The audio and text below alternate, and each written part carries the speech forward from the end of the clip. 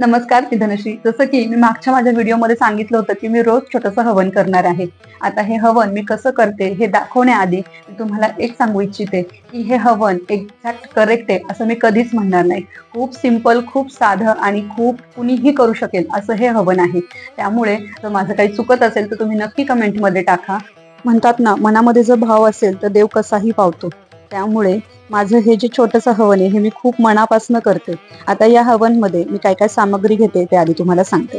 तुम्ही पाहत असाल कापूर, तांदूळ, गोड दूध, फूल, पांढरे तीळ, इलायची आणि लवंग. आमच्याकडे त्याला वेलदोडे म्हणतात. ही आहे हवन सामग्री आणि ही आहे समिधा आणि एक लायटर ठेवलाय जवळ आणि ही आहे रांगोळी. अग्निहोत्र किटमध्ये मिळालेले चिमटा आणि ही छोटीशी पळी. हवनचं सगळं सामान आठवणीने जवळ ठेवा, कारण एकदा हवन करायला बसलं की आपल्याला उठता येत नाही. जिथे आपण हवन करतो तिथली जागा आधी आपल्याला शुद्ध करायला लागते, त्यामुळं मी गोमूत्राने ते पुसून घेतेय. आता इथे छोटीशी रांगोळी काढायची. मी तर फक्त चौकोन काढून घेते रांगोळीने. आता त्या जागेला हळदी कुंकू व्हायचं. पाहिलं, यासाठीच मी हवन कुंडाला पूर्ण अल्युमिनियम फॉईल लावलं होतं. फक्त 2दा हवन करून झालंय माझं आणि त्याचे हाल बघा. आता हवन कुंडामध्ये थोडीशी गौरी घेतली मी.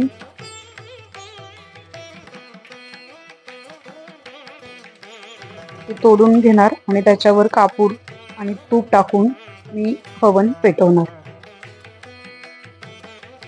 या अग्निदेवताला नमन करून घ्या. ओम अग्निदेवताय नमः असं म्हणा. हे बघा, आपल्याला खूप काही क्लिष्ट मंत्र नाही जमले तरी चालेल, पण तरी सुद्धा अग्निदेवता मी तुला नमन करते असं जरी म्हटलं तरी चालेल, कारण शेवटी भोळी भक्ती तीच यथाशक्ती असते. त्याच्यामध्ये मी आता समिधा टाकून घेतल्यात. एकदा का समिधा व्यवस्थित पेटली की त्याच्यामध्ये 11 वेळा ओम गणेशाय नमः स्वाहा असं म्हणत तूप अर्पण करा. हे बघा, ओम गणेशाय नमः जरी हळू म्हटला तरी स्वाहा असं खूप मोठ्याने म्हणा, कारण स्वाहा असं म्हटल्यानंतर देव आ करतो आणि आपण जे काही देत आहे ते ग्रहण करतो असं म्हणतात. त्यामुळं स्वाहालाच तुमचं जे काही आपण अर्पण करत आहे हवनामध्ये पडलं पाहिजे. आता मी जे हवन करते देवीसाठी त्याच्यामध्ये नवार्ण मंत्र जो आहे तो 108 वेळा म्हणते आणि प्रत्येक वेळे ओम ह्रीं क्लीं चामुंडाय विच्छे स्वाहा असं म्हणत हवनामध्ये ज्या काही सामग्री मी घेतली आहे ती अर्पित करते. आता हे बघा, थोडंसं मला असं वाटलं की हवन आता शांत होणार आहे, तर मी पटकन त्याच्यामध्ये कापूर टाकलं आणि त्याने परत पेट घेतली. हे बघा, हवन करताना 108 वेळा नवार्ण मंत्र म्हणसोपर्यंत आपलं हे जे हवन आहे हे शांत नाही झालं पाहिजे. त्यामुळं थोडीशी काळजी घ्या आणि आपल्या जवळच कापूर ठेवून द्या. ज्यावेळेस आपण हवनामध्ये सामग्री अर्पण करत असतो त्यावेळेस मृगी मुद्रेमध्ये करायची. म्हणजे नक्की काय करायचं तर आपला मधलं बोट आणि आपली अनामिका आणि आपला अंगठा याने सामग्री अर्पण करायची.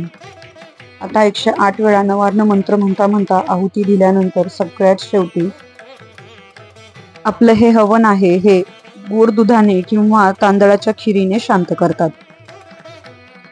आता हवन शांत झाल्यानंतर देवीला सगळ्यात आधी तर माफी मागा की माझं जर काही चुकलं असेल, माझ्याकडनं काही राहिलं असेल तर देवी पोटाशी घे असं म्हणून माफी मागून देवीच्या पाया पडा.